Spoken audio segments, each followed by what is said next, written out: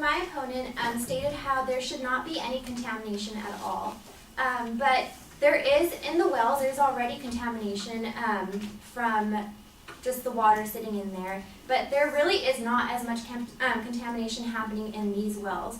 In this quote here I have by Brantley Susan L., The Facts of Fracking. It states that in one study of 200 private water wells in the fracking regions of Pennsylvania, water quality was the same before and soon after drilling in all the wells except one. So the only surprise from that study, they stated, was that the wells failed the drinking water regulations before the drilling had even started. So these wells were already previously had some contamination, but as you can see, out of 200 of the wells, there was only one that was really contaminated from the fracking done in the area. Fracking is already done with no errors.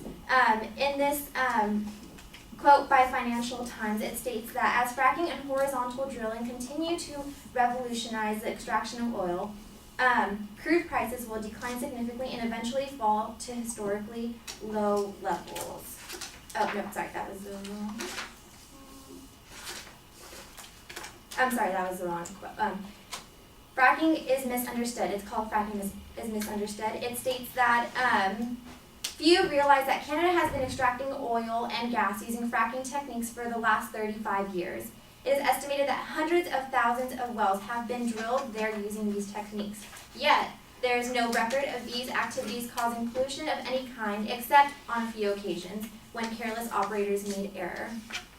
So if we do have these more jobs and training is done for these jobs, we can eventually get to the point where there is no errors due to fracking, and this will eventually just work out for the U.S. and get that natural oil without any without so much contamination going on. He also stated how what is going to happen after fracking is done. First off, we do have lots of oil to remove. So if fracking does go on, there is going to be plenty of oil it's going to be a long time before we do run out of oil, but I'm sure we will find other ways. So in this quote, it says that shares in the company that claimed have made a discovery of huge quantities oil in the ground near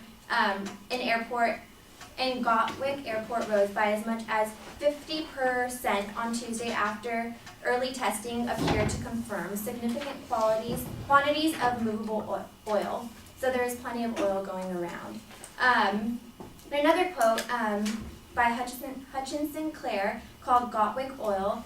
It says that the UK Oil and Gas had previously estimated that there could be up to 100 billion barrels of oil beneath the south of England in areas such as the Weald Basin. So I don't think that is anything that we have to worry about because there is plenty of oil.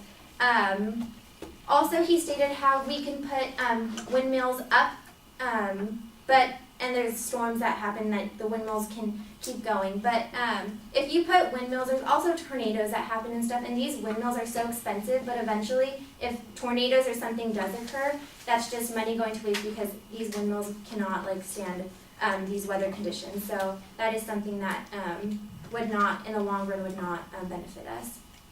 Yeah, that's it.